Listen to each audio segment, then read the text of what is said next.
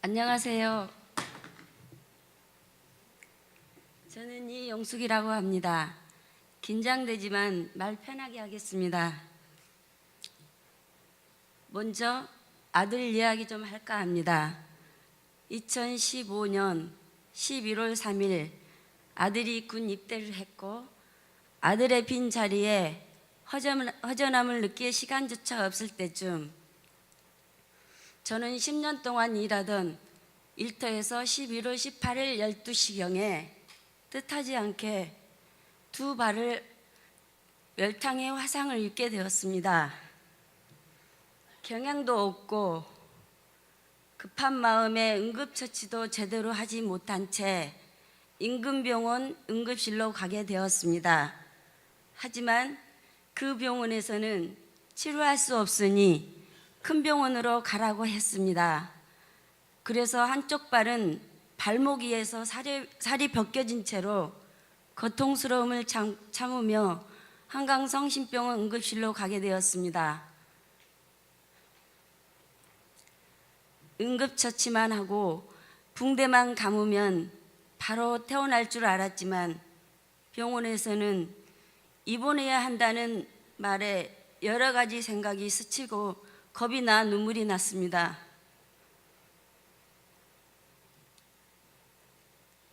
처음에는 저의 상처 치료가 쉽게 끝나고 병원에서 퇴원해 다시 일을 시작하고 일상으로 돌아갈 수 있을 거라고 생각했습니다. 하지만 그때부터 죽어버린 살과 싸움이 시작되었습니다. 20번의 수면 마취와 이틀에 한 번꼴로 했던 드레싱, 하루하루가 참을 수 없고 고통의 연속이었습니다. 이런 사실을 군대에서 훈련하고 있는 아들에게 알릴 수 없었고 아들과 인터넷 편지를 주고받고 있었지만 저의 입원 사실을 알리지 않았습니다. 그러던 중 아들이 폐렴으로 군 병원에 입원해 있다는 소식을 듣게 되었습니다. 그 순간 내 아픔의 고통은 어디론가 사라지고 아픈 아들 생각밖에 나지 않았습니다. 그리고 생각했습니다. 화상이 얼마나 무섭고 끔찍한 아픔인지, 그리고 그 아픔을 다른 가족이 겪지 않았다는 것에 얼마나 감사한 일인지 생각하게 되었습니다.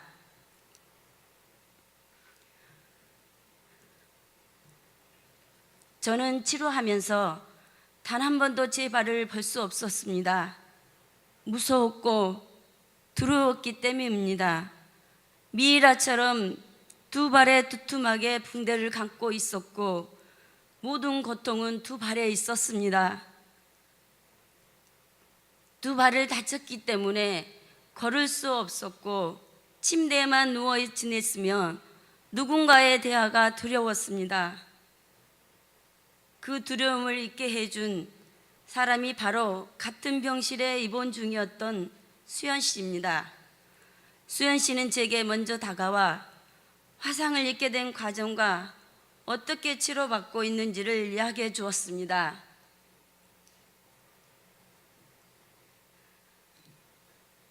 저는 그 이야기를 듣게 된 순간 내 딸처럼 가슴이 찢어지듯 아팠습니다. 저는 수연 씨 이야기 중 아직도 생각나는 말이 있습니다. 수술 후에는 수술 부위가 찢어져 피가 나더라도 재활을 꼭 해야 합니다 라는 말이었습니다. 그 말을 통해 그만큼 재활이 화상에 있어서 중요하다는 것을 깨달았고 그렇지 않으면 구축이 온다는 걸 알았습니다. 수연 씨가 아니었더라면 저는 화상 후 대처 방법을 제대로 알지 못했을 겁니다. 먼저 다가와 말을 걸어준 수연 씨에게 너무 감사합니다. 그렇게 기나긴 치료 과정을 거치고 드디어 피부 이식 수술을 하게 되었습니다. 수술 후 드레싱을 하면서 제 발을 처음 보게 되며 다치기 전에 발을 되찾기 위해 열심히 재활을 하고 내 발을 더욱 사랑하고 아끼겠다고 다짐했습니다. 재활을 하는 도중 경제적 어려움이 다가왔습니다.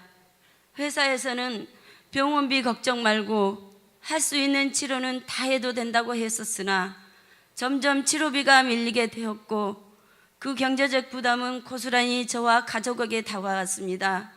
상처 치료는 끝났지만 퇴원은 할 수 없었고 어느 정도의 우여곡절을 겪은 뒤 퇴원을 하게 되었습니다. 퇴원 후 담당 교수님께 제 사정을 말씀드렸고 사정을 봐준 교수님께서 제 경제 상황에 맞는 재활 치료를 할 수 있게 도와주셨습니다. 그때부터 죽기 살기로 아파도 내색하지 않고 고통을 참아가며 재활을 하게 됐습니다. 그중 가장 힘들었던 재활은 벽에 기대어 발목 재활을 하는 기구가 있는데 그곳에서 오랫동안 서 있는 재활을 열심히 했습니다. 그리고 손목 관절이 아플 정도로 발가락을 꺾어야 했습니다.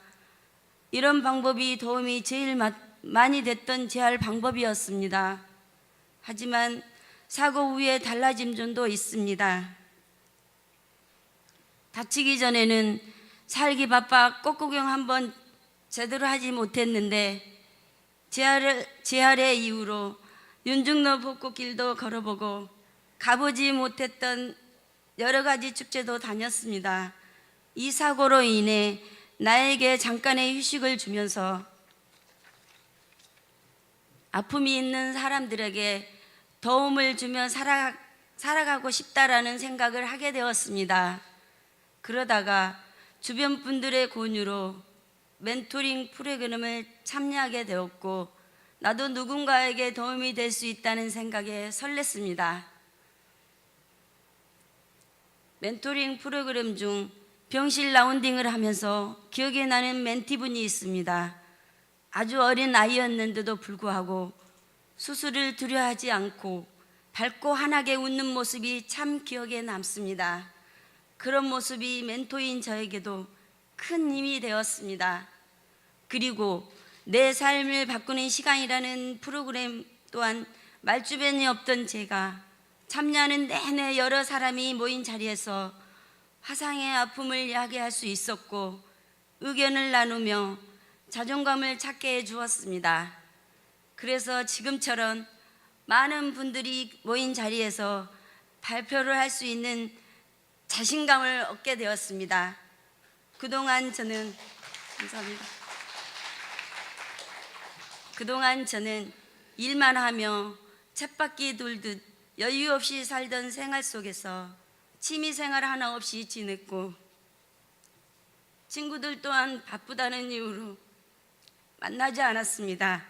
하지만 화상을 경험하게 되면서 아주 소중한 인연이 생겼습니다. 바로